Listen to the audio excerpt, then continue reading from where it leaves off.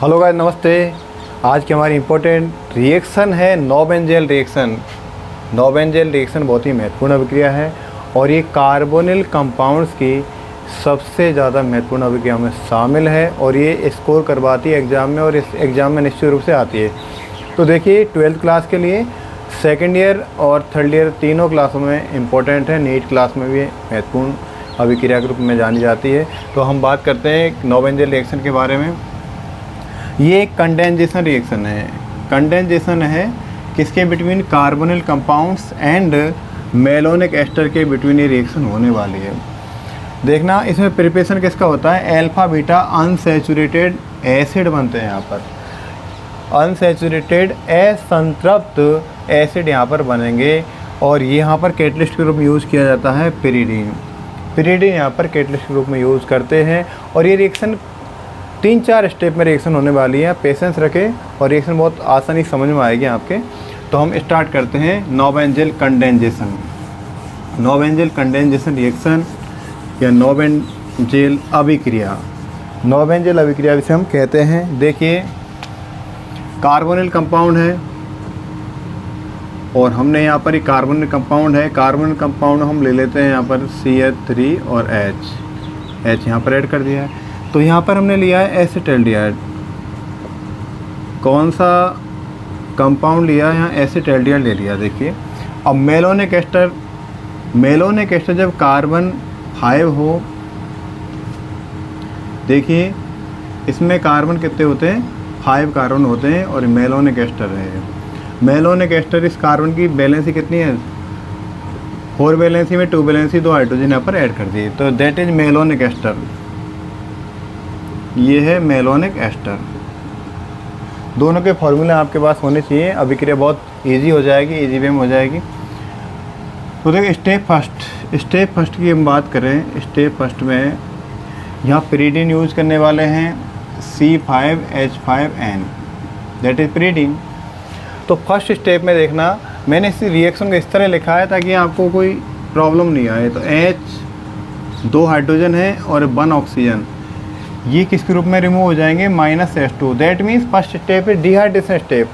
Dehydration हो गया, यहाँ पर वाटर मॉलिक्यूल आउट होने वाला और ये कार्बन और ये कार्बन CC बॉन्डिंग यहाँ पर हो रहा है। तो देखिए, स्टेप फर्स्ट में हम देखें, स्टेप फर्स्ट में क्या क्या प्रोसेस बनी हुई। देखिए, CH3 C हमने यहाँ पर लिख दिया है और यहाँ पर ये C डबल बॉन्ड C, ये बॉन्ड ब्रेक हुआ है कार्बन और ऑक्सीजन का, मतलब कार्बन में बॉन्ड ब्रेक हुआ है और ऑक्सीजन 2 हाइड्रोजन के साथ रिलीज हो गई है वाटर मॉलिक्यूल के रूप में, राइट। अब देखो यहाँ पर इस कार्बन के साथ इसको हम एज इट इज़ इस तरह से लिख देंगे, कोई प्रॉब्लम नहीं आएगी। रिएक्शन में हम एक सीक्वेंस में चलते जाते हैं। यहाँ पर देखें, अनसैचुरेटेड एस्टर यहाँ पर फॉर्मेट हो चुके हैं, असंतृप्त एस्टर यहाँ पर बन रहे हैं। ये तो स्टेप फर्स्ट थी। स्टेप सेकंड की बात करें, स्टेप सेकंड में देखिए यहाँ पर हमने डिहाइड्रेशन करवाया। स्टेप फर्स्ट में क्या हुआ? डिहाइड्रेशन मतलब निर्जलीकरण, जल का निष्कासन, वाटर मॉलिक्यूल का रिलीज हो चुका है यहाँ पर। लेकिन स्टेप सेकंड में हम हाइड्रेशन करवाएंगे या हाइड्रोलाइसिस बोल सकते हैं। यहाँ पर देखिए कितने मॉलिक्यूल हैं? C2H5 there are 2 molecule of C2H5। तो हम यहाँ पर वाटर के 2 वाटर मॉलिक्यूल यहाँ पर ले सकते हैं। मैंने इस तरह अलग लिख दिया है ताकि आपको क्लियरिटी हो जाए कि कितने मॉलिक्यूल हम वाटर लेने वाले हैं। 2 मॉलिक्यूल हम वाटर के यहाँ से ले रहे हैं, राइट।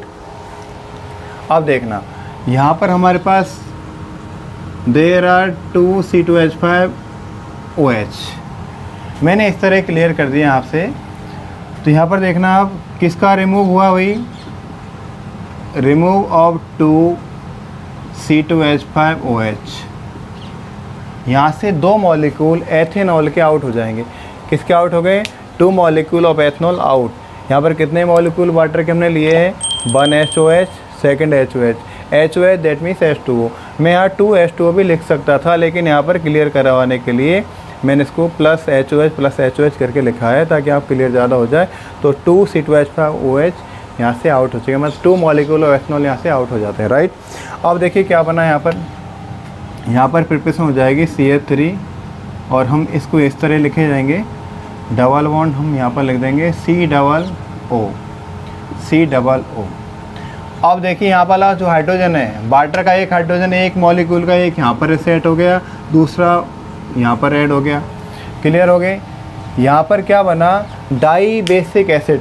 किसका प्रिपरेशन हुआ है यहाँ पर, dibasic acid, unsaturated dibasic acid, unsaturated dibasic acid, द्विक्षारकीय असंतृप्त एसिड यहाँ पर फॉर्मेशन हो चुका है। स्टेप थर्ड की हम बात करें, स्टेप थर्ड में क्या होने वाला, हाई टेम्परेचर, लगभग 200 डिग्री सेल्सियस टेम्परेचर पर यहाँ से डीकार्बोक्सिलेशन हो जाएगा, रिमूव ऑफ CO2 का रिलीज होना डीकार्बोक्सिलेशन कहलाता है। क्या कहलाता है दोस्तों, डीकार्बोक्सिलेशन। COOH यदि ग्रुप है तो वहाँ से CO2 रिलीज होना डीकार्बोक्सिलेशन कहलाएगा। तो मैं इसको इस तरह लिख देता हूँ, यहाँ देखिए COO, that mean CO2 release हो जाएगी, और यहाँ पर CO2 रिलीज होने को बोलेंगे डीकार्बोक्सिलेशन। तो हम लिख देते हैं यहाँ पर CH3